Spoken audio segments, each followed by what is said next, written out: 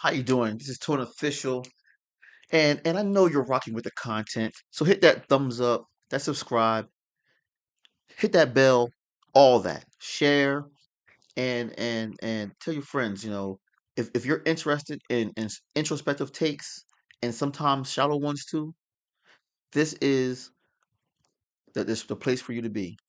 All right, and we're gonna go down into the comment section and we're going to engage.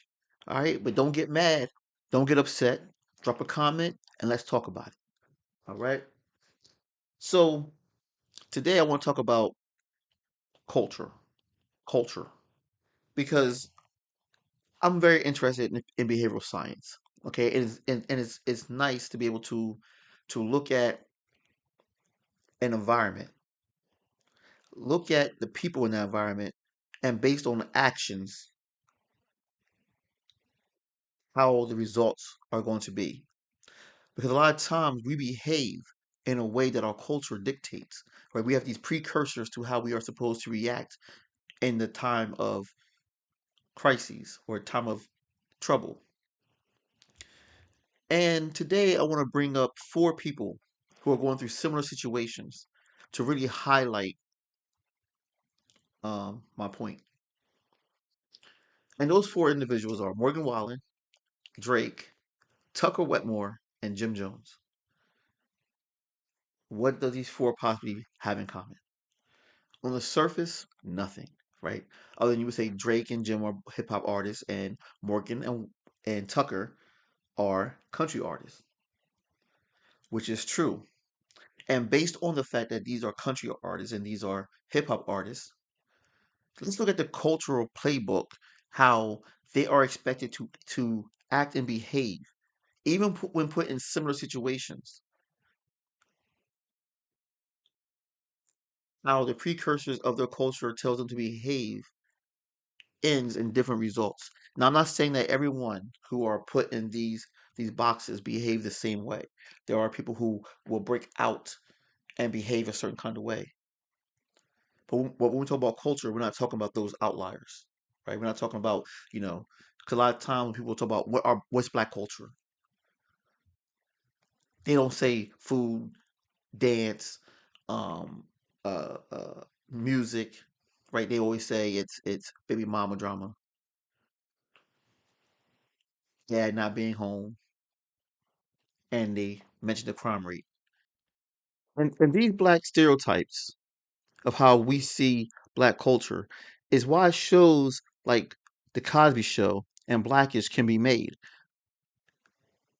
The Cosby Show was received in a way that broke black stereotypes that it had a father at home and a successful mother and father, and it was a successful black family. So it broke stereotypes and it went against the norms, and that was the reason why the Cosby Show was seen, received the way it was received. Blackish, on the other hand, shows what a black family who lives like the Cosbys are seen as blackish.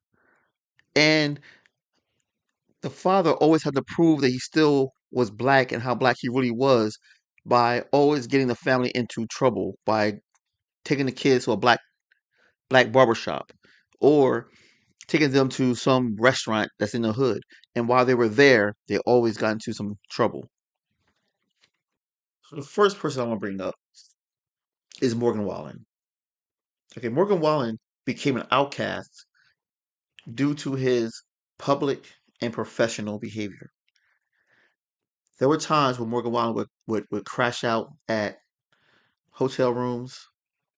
He would damage property at bars, throw chairs off stages at his performances.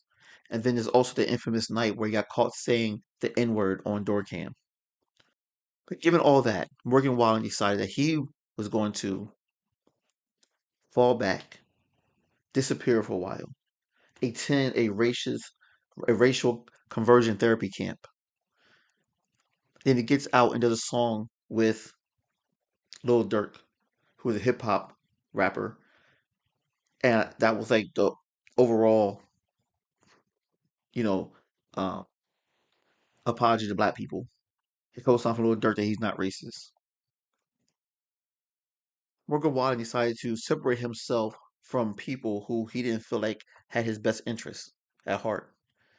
He built an authentic fan base. He didn't go out chasing fans that weren't going to mess with him anyway. And as a result, his outcome is he's only got bigger. He sells out stadiums. He's nominated for 7 out of the 9 country music awards to a show that he's not even going to attend. And they probably weren't going to give him the trophy anyway. But he's so big they can't ignore him. And Morgan Wallen is probably the artist of the decade considered by most.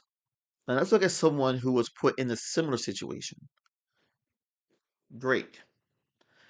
Drake was outcast from the community because of his behaviors after the battle with Kendrick Lamar. You see, it's not the battle that lost Drake the respect of the hip hop community. It was Drake's behavior after he lost the battle. And I'm not talking about the crash out, right? Drake did a song called No Face, was saying, I'm emotionless after this battle, I don't care, whatever. But then he was at the Toronto game giving DeRozan all the faces.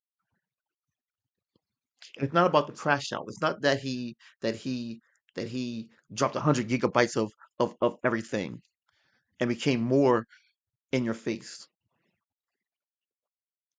flashing out, spiraling. It's not about that. It's not the fact that he wrote LeBron James a broke up letter called "What Did I Miss?"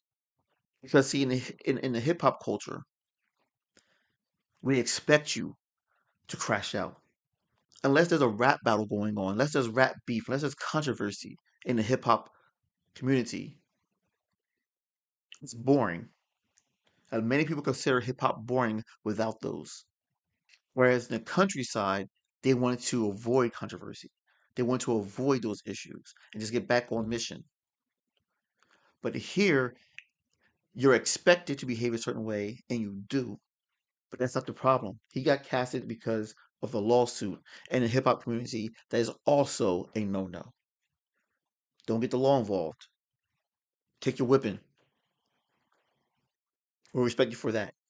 We respect you for the crash out, but not for this. But different cultural playbooks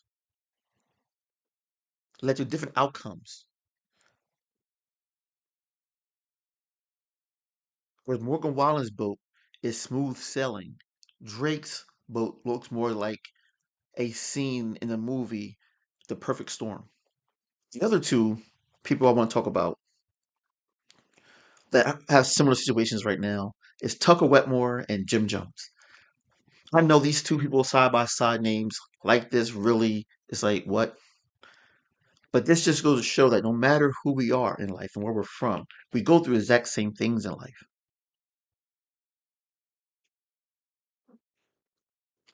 But how we handle them based on based on how we move in the community where we're from and based on how our culture dictates or pretext how we should behave leads to the outcomes.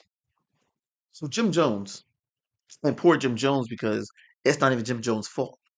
Jim Jones didn't even start this.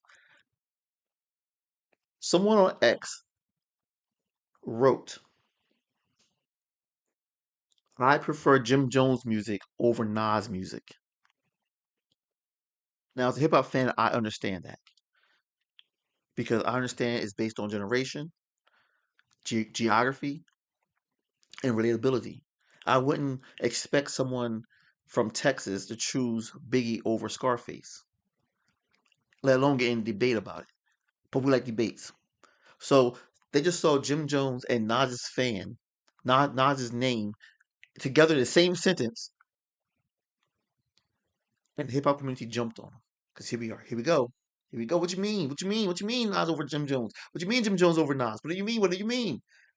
It got so crazy that people on YouTube start to respond to that X, crashing that guy. Jim Jones decided to come to his own rescue. And when Jim Jones was asked to respond to it, Jim Jones stated, I was a superior Nas fan. But when you get into the game, you realize your idols be your rivals. My son can't tell me one Nas record. I got a hell of a catalog. Me, Jim Jones, myself, gold records, platinum records. Check my track record. But then go check everybody else's. Then go to Billboard. I've been spanking a lot of this shit. Pull up Nas Billboard entries. Then pull up my Billboard entries. And never mind the claims themselves, which is crazy. And we did pull them, Jim Jones, and you're right. It doesn't compare. But people took it as straight disrespect towards a legend, and they jumped. The culture jumped on Jim Jones like a rabid hyena. But that's okay because that's how the culture wanted Jim Jones to act. That's how the culture dictates that Jim Jones responds. Because in the hip hop community, we're supposed to believe we're the best. Whenever someone puts you up against someone else, you're supposed to take yourself over them because hip hop is a sport. If had Jim Jones reacted any other way, oh man, you're not supposed to say that. You're not supposed to say somebody's better than you. Even though we all know you're not supposed to say that, he would have got crashed for that. So nobody had a problem with Jim Jones really jumping out the window the way he did, because that's how he was supposed to respond. But all it did for Jim Jones was put a big proverbial magnifying glass up to the culture, and he can actually see how many people really don't fuck with him. And we lost another one. Clifford Wetmore, yeah, this guy was in a similar situation as Jim Jones. Clifford Wetmore is a brand new face to country music. Now, people would say there wasn't a real song of the summer this year in 2025. I disagree. Tucker Wetmore gave us two songs of the summer: Wind Up Missing You and 321. But because of Tucker Wetmore's look, he's been getting a lot of comparisons to the one and only Morgan Wallen because of the ball cap, the mustache, and the long hair in the back. But if you know anything about the country scene, all the young guys are walking around like that now. But anyway, because of Tucker Wetmore's look, he's been getting a lot of comparisons to Morgan Wallen. A lot of people also say it's because of the sound. I disagree on that too, because if you listen closely, and I'm big fans of both guys, Morgan Wallen, he's more throaty, right? He's more back of the throat. Okay. He'll say, you say I'm the problem, and I'm your missus never do no wrong if it's the risk. No, why you stick around this long if it's the whiskey? And why the hell you keep putting it on the shelf? Right? He's more there. Tucker Wetmore is more nasally, right? He's more up here. You look like waves on a sunset. You could crash on me all night. You look like wine in a truck bed. Little what I'm doing for the rest of my life. 'Cause you look like I'm done looking. 'Cause girl, the hard truth is this night don't turn into two. You look like I could wind up missing you. I know I ran that out a little long, but I really love that song. But anyway, because of those comparisons, he has been getting compared to the one and only Morgan Wallen.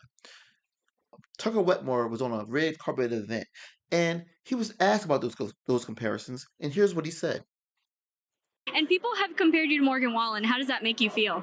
I mean, he's doing all the right things. He's killing it. His music's great, but I'm just me. At the end of the day, I can't change nothing about that. If you don't like it, don't listen. No, I think people love it. I appreciate it, but yeah, I mean, I'm just me, and if I'm getting compared to something great, then I think it's an honor more than a diss. Absolutely. Now you see how he answered the question when asked about the comparisons. Tucker said Morgan is great, but I'm my own person, and people will get to know me.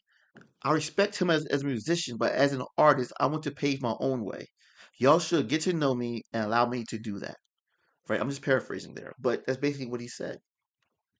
He acknowledged Morgan Wallen, right? But he answered it the question in a way that showed humility, it showed grace, and he gained strength in his self identity. And as a result, his fan base got bigger. He started a reel on YouTube called Tucker Tube, where now you can go get to know him more, and how and he's separating, deliberately separating himself from Morgan Wallen so that he can have his own legacy. Jim Jones did the opposite and jumped out the window, and instead of answering in a way that honored Nas and said, "Hey, there's a good 10 years between me and Nas," and recognizing and really and highlighting that gap difference, which he did, but he should have stayed on that to say, "Look, there's 10 years difference here. I mean, it's okay if this guy prefers me over Nas. What's wrong with that?" In a way that really strengthens his own self identity and who he is and what he's brought to the rap game. And like Tuck Tube making a thing showcasing his influence over the music. Get to know me, but he reacted in a way the culture dictated. You fresh out, man. You know what I mean? When put up between you and somebody else, you choose yourself all the time. Yeah, he preferred me over not. So what? Check my check record. That's what he's supposed to do. But the results that that Tucker had, and the results that